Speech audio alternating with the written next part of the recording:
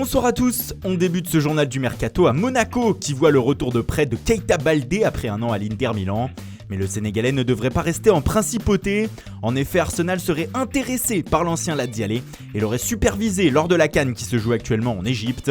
Keita Baldé est estimé entre 28 et 31 millions d'euros. À Marseille, l'opération dégraissage et renflouage des caisses débute et elle pourrait permettre à Luis Gustavo de quitter la Canebière. En effet, le milieu de terrain serait pisté par Fenerbahçe. Le club turc aurait même entamé des discussions avec l'OM qui demanderait 9 millions d'euros pour le Brésilien. Dans le même temps, le FC Séville aurait formulé une offre de 13 millions d'euros pour Lucas Ocampos, une proposition qui pourrait être acceptée par les dirigeants olympiens. Marseille qui nous donne l'occasion de parler de Mario Balotelli.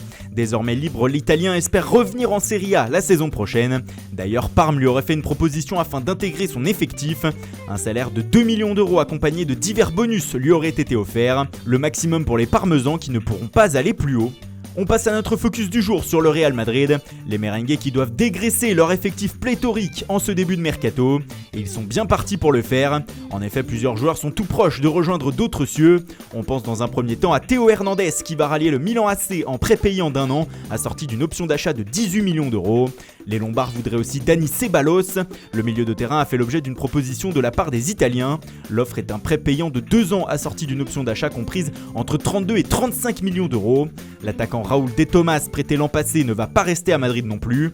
Il va prendre la direction de Benfica. Un accord de principe a été trouvé entre les deux clubs autour de 25 millions d'euros. Les autres retours de prêt, Matteo Kovacic et Martin Odegaard, vont aussi partir. Chelsea devrait lever l'option d'achat du milieu de terrain qui était prêté la saison dernière, alors que le Norvégien devrait être encore prêté. La Real Sociedad tiendrait la corde. James Rodriguez, lui, devait rejoindre le Napoli, mais un intérêt de l'Atlético de Madrid aurait changé la donne dans le choix du Colombien. Le Real aurait aussi proposé Sergio Reguilón et Lucas Vázquez à Valence, alors que Nacho serait toujours dans le viseur du FC Séville. Dans le sens des arrivées, la presse espagnole informe ce week-end que le transfert de Christian Eriksen avance pas à pas. En effet, le président de Tottenham, Daniel Levy, aurait directement appelé les dirigeants madrilènes pour leur indiquer que le transfert du Danois était possible. En effet, ce dernier ne souhaite pas prolonger et à un an de la fin de son contrat, les Spurs veulent réaliser une grosse opération financière. Et puis c'est officiel, le PSV Eindhoven a autorisé son attaquant Luc de Jong à quitter le club. Le buteur néerlandais peut négocier avec n'importe quelle formation. Le FC Séville tiendrait la corde pour l'enrôler. Denis Cherichev reste lui à Valence. L'international russe prêté par Villarreal la saison passée s'est engagé définitivement avec le club tché. On parle d'un transfert de 5 millions d'euros. Enzo Zidane de son côté est libre. L'un des fils de Zinedine n'a pas été conservé par le club suisse de Lausanne. Il peut donc s'engager où il le souhaite. De départ également à l'Inter Milan. Marco Sala, âgé de 20 ans, est transféré à Sassuolo, alors que Andrea Pinamonti, qui a le même âge, a été prêté 1 an avec option d'achat obligatoire au Genoa. En France, JCP, prêté depuis 2 ans à Brest par Toulouse, est vendu définitivement par le TFC. Le milieu de terrain prend la direction de Caen où il a signé pour 2 ans. Nantes a un nouveau gardien.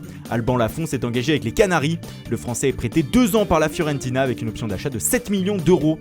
Le PSG continue aussi de vendre ses jeunes. Après Moussa Diaby, c'est Timothy Weah qui quitte la capitale. L'attaquant prêté la saison passée au Celtic Glasgow rejoint Lille où il a signé un contrat de 5 ans. Voilà, c'est tout pour aujourd'hui.